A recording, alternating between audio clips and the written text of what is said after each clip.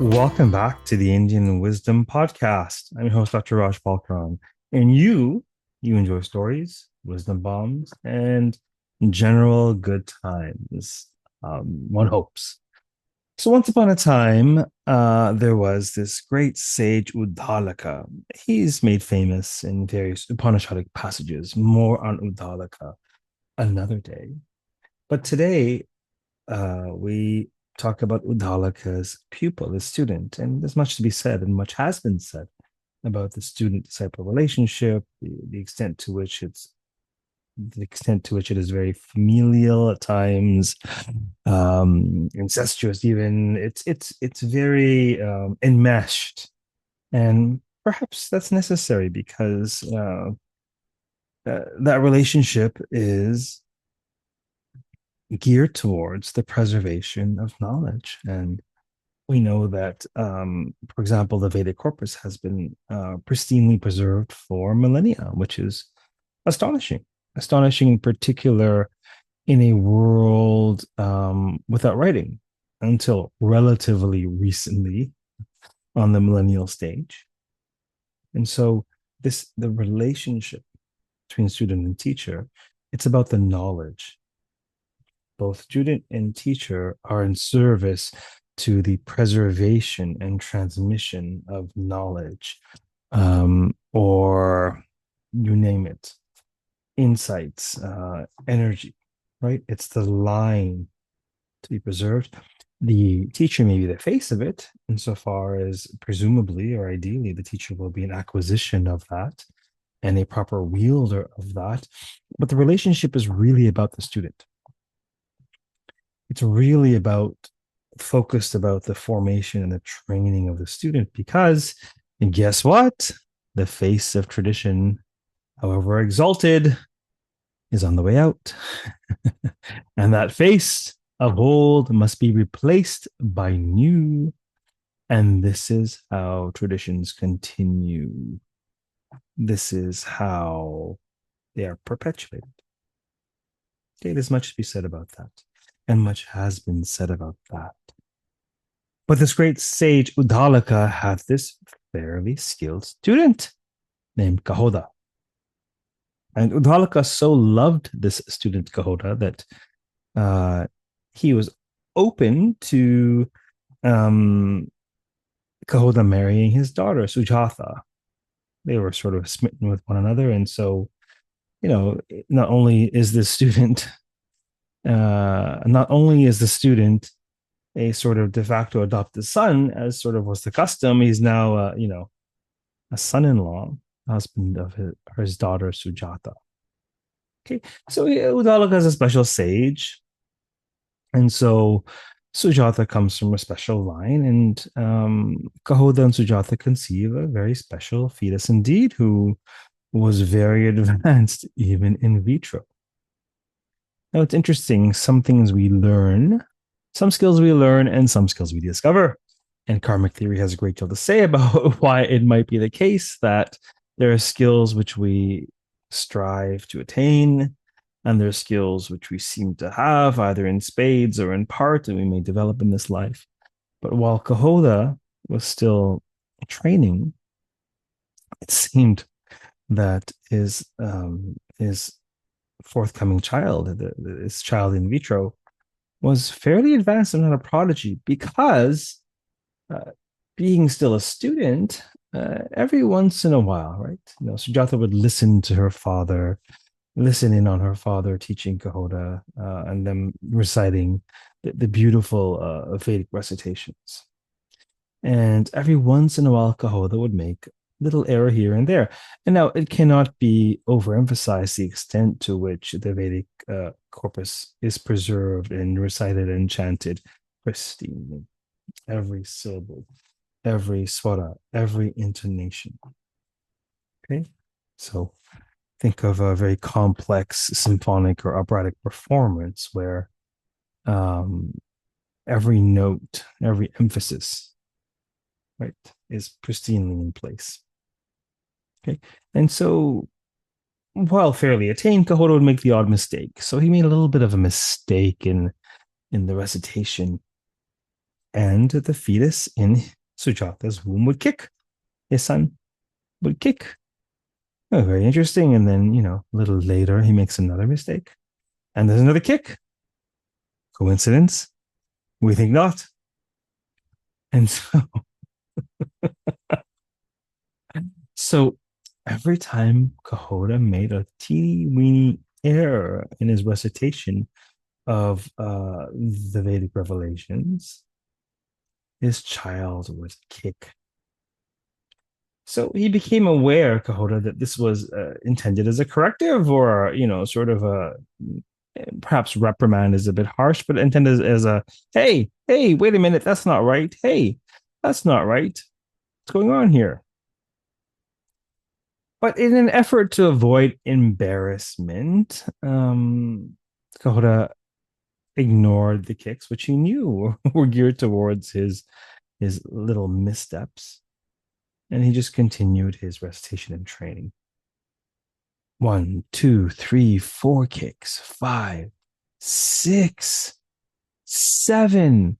On 7 occasions during the sitting, he made teeny blunders, and the child kicked each time, and he ignored them each time. And now, with the 8th kick, he could ignore it anymore. The pressure pot was boiling over, and he just burst out this curse, as it were. Since you have dared to interrupt and correct me on 8 occasions, may you be born deformed with 8 bends in your body, 1 for each transgression. Charming, right? Perhaps he could have benefited from some, sensitivity training along with his Vedic training. Maybe this is why the yamas, why ahimsa, nonviolence, is a prerequisite for training. Because when you cultivate such spiritual power and you don't have the requisite control or compassion, then you might throw a curse or two here or there, and apparently even at your own unborn child because of your own egoic shame. But it worked. The punishment worked, and the child did not intervene again. Born deformed, as his father had ordained, the child was named Ashtavakra, meaning 8 bend, one with 8 bends, right? Ashta is 8. Okay. Moving about was very difficult for Ashtavakra, but what he lacked in the physical realm, he more than made up for with his command of all things spiritual. Unsurprising for such an in vitro prodigy. Wisdom is acquired over many lifetimes. When a child is born, they may be far wiser than their adult teachers, or certainly their trigger happy, insecure fathers. In this case, one cannot judge a child's, attainment from their age or their appearance alone. As suggested by his sagacious embryonic exploits, Ashtavakra was a prodigy, versed in Vedic thought from an extremely early age. By the time Ashtavakra was 12, he was already an expert. It was around that time, 12 is an interesting age, isn't it? For so many of us, we mature differently. Sometimes a bit earlier, sometimes a bit later, but certainly 12 years old-ish is what we think of as a coming of age, or as the onset of puberty. Certainly things change, life changes that age big time, and we have these wonderful cross-cultural rites of passage, whether communion, whether a bar mitzvah in the Jewish faith. We have rites of passage to commemorate this very important transformation that one's physiology and psychology undergoes at the onset of puberty, right? 12 is actually the number of years it takes Jupiter, Guru, to cycle the sky, the zodiac. And so there are teachings around that as well. More on that another day. But by the time he was 12, he was already an expert. And at the time he was 12, King Janaka, this great philosopher king, another fascinating figure from ancient India, he sent out a call for scholars. He was calling far and wide, call for papers. He even put the call out on Facebook and LinkedIn and Insta. He didn't know how to use TikTok. I can relate, but he sent a call for papers out. seeking scholars far and wide to convene at his court for a great debate, a great philosophical debate. Remember when we engaged people and learned different perspectives and ideas without demonizing them? Well, anyhow, his call for papers, his call for attendance was successful, and a great many sharp minds far and wide of the day, you know, came together. I'm not sure how many travel grants were issued or any of that. And, maybe there was something about sort of carbon footprint. And I think they mostly walked or took horses and all that. But anyhow, a great many people came. Such debates are crucial for sharpening one's critical thinking and broadening one's mind. Right? Ashtavakra already wanted to present himself to the spiritual community as a wise and worthy teacher in his own right. And he thought that the debate would be the perfect opportunity to make his public debut. Knowing his father planned to attend, Ashtavakra asked to come along. Well, this is kind of what I do, kind of like ideas and philosophy. And there's this great opportunity for me to engage and learn and maybe even show off a bit, is probably would be a natural impulse at that age, or maybe even at any age for most of us. So what did Daddy Dearest say, do you think? What do you think? What do you suspect? I mean, you may or may not have a fair bit of emotional intelligence, who knows, or clairvoyance, who knows, but certainly by the plot points, you can probably guess.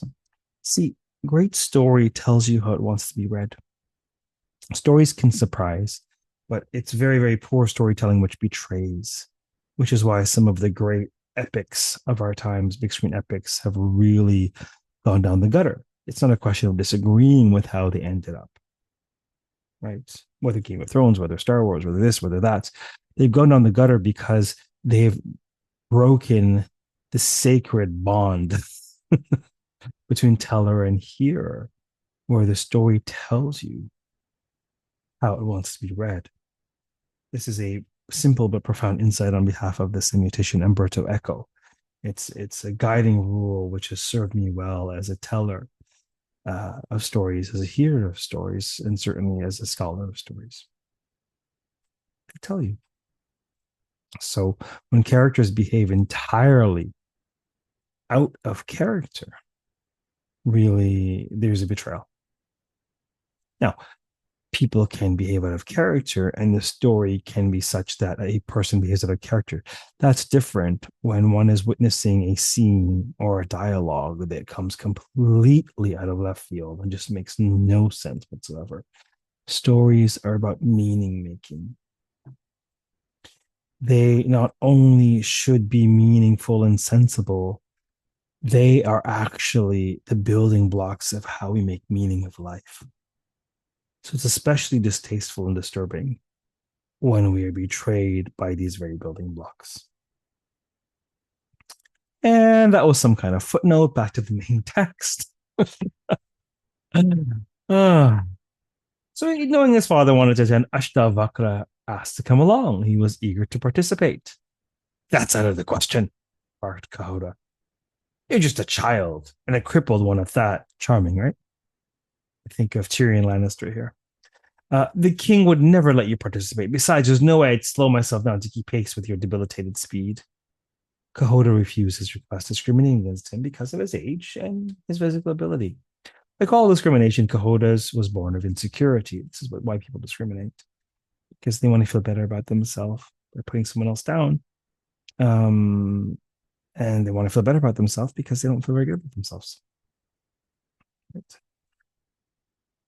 He was threatened by his prodigious son, and so Kahoda departed alone to attend the conference. As fate would have it, Kahoda suffered a humiliating defeat while at King Janaka's court, pride before the fall, right? Maybe took a look at the last episode. And he was forced to become the disciple of his victor, as was the custom of the day. Hearing of his father's disgrace and moreover his capture, really, Ashtavakra was ever more motivated to participate in the debate, for now his father's honor and freedom were at stake. Although he was physically broken and bent out of shape, and thought his father had treated him with cruelty and scorn. He was physically broken and emotionally not in fantastic shape. But there's more to us than our body and our minds and our emotions. There's much more to us. We can connect with our soul power.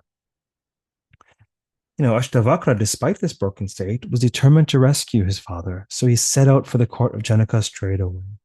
Slow and steady wins the race, yes? Ashtavakra's body pained him at every turn, and it took him 3 times as long as his father to arrive at the court of Janaka. But, slow and steady, he persevered, and he did succeed in arriving at the court of Janaka. When there, he respectfully addressed the king and humbly sought permission to participate in the debate. The king and his entire entourage, debaters, ministers, dignitaries, etc., burst into mocking laughter. They scoffed at Ashtavakra's request. But young Ashtavakras, he simply respectfully repeated his request. How on earth could a 12-year-old crippled boy compete with the greatest minds of our day? Demanded the king. Forgive me, noble king, but have you not convened these great minds to debate philosophy, theology, metaphysics, spirituality? Asked Ashtavakra. Well, yes, of course, declared the king. Then why be so preoccupied with the material, with appearances, when you were in pursuit of spiritual truth? Asked Ashtavakra. The king, taken aback, but the king was open to new ideas. He was, he wasn't an arrogant buffoon. He wanted to learn. That was the whole point of convening the debate. Taken aback, he paused for a moment to reflect. Seeing the wisdom innate to Ashtavakra's response, he allowed him to participate in the debate. He was curious to see how the young boy would fare. Much to his surprise, Ashtavakra won 3 debates in a row before coming face to face with the scholar, with the Pandit, who had defeated his father. And, as the story is telling you, if you're paying attention, he defeated him as well. Okay? To the amazement of all, the eloquent, learned, lucid Ashtavakra won every debate. And with them, he won his father's freedom. King Janaka was so impressed, he took Ashtavakra as his own guru. Seeing past his youthful and broken appearance and humbled by the attainment of the sage. It's such an interesting phenomenon. I've been blessed with a fair degree of health, physical health. We all have hiccups, of course. We all have, the odd trip to the emerge and the odd, But I've been blessed with physical health, and some months ago, I had, for the first time in my life, I cracked a bone in my leg, and so I've been hobbling around. But interestingly enough, although physically disabled, online, it's such a disembodied realm. One can do just fine. Compromised body makes no difference when you're teaching and speaking and ordering groceries to be delivered, etc., etc. And then I had a retreat in Los Angeles, which was so much fun and so enriching. The community ended up being forged of people who are still in touch to this day, some months later. And it just struck me that experience was so impactful in that one can be entirely intellectually and spiritually, emotionally robust and be physically debilitated. It's so fascinating, to the various elements and layers of our being. So anyhow, telling the story in this moment really brings up so many experiences, hobbling about and being in need and really being wheeled around at the airport to make it, unable to go across the street to get coffee, but somehow, thanks to Uber and the blessed support at the airport and blessed students who are happy to pick you up, one can get one's body to a city thousands of miles away and still can continue, teaching as if one were at home. It's really fascinating. Anyhow, what happened after Ashtavakra freed his dad? Well, that was a moving experience for him. So Kahota embraced his son, proud of his achievement, grateful for his freedom. The selfless act. Love, unconditional love has a purificatory power. It really has the power to purify. If you're not moved, if you're not changed, if you don't grow in some way, and it's not love. So he abandoned his envy and lifted the curse so that Ashtavakra's body was healed. He addressed his son thus: "Forgive my arrogance, my dear Ashtavakra. You are the most learned among us, and now the whole world knows this. All is forgiven, father. Your arrogance merely mirrored my own. It was not my place to correct you, much less while still in the womb. And so your curse gave me the gift of humility. Old age alone does not wisdom make. Self-reflection and personal growth are needed irrespective of how much one knows." With their lessons learned, the two embraced father and son. Here's a bit of a spiritual gloss from the stories behind the poses where this was rendered. Um, the story of Ashtavakra teaches us the importance of humility. We must accept the abilities of others and allow ourselves to benefit from them. Blowing someone else's candle out does not make yours shine any brighter. Rather, it diminishes the light available to you and really available in the world. This tale is also an important reminder that appearances can be deceiving. Ashtavakra was judged prematurely on the basis of his age and appearance, the detriment of all concerned. Any such prejudice, be it on the basis of age, appearance, gender, race, sexuality, status, class, ability, etc., etc., etc., it only serves to blind us to the divine gifts that every person has to offer the world. We cannot know what wisdom a person brings unless we hear them out, unless we receive them, unless we accept them.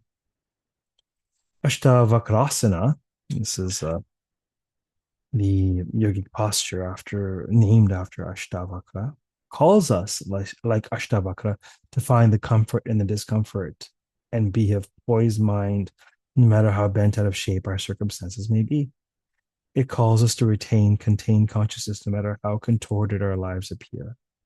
Irrespective of what the world believes, when we believe in ourselves and recognize our own worth, the world is bound to follow suit. Reflect on this. Reflect on this. When others don't believe in us, we tend to take that on. We don't believe in ourselves. When others devalue us, we devalue ourselves. And when we continue devaluing ourselves, we continue teaching others how to devalue us, and it's a vicious cycle. If you could find a way to interrupt the pattern and value yourself and hold yourself in that regard, it will have ripples in your field, and others will receive the signal. And those who are deaf to that, or willfully blind to that burgeoning worth or self-worth, perhaps they don't belong in your life, or at least not center stage.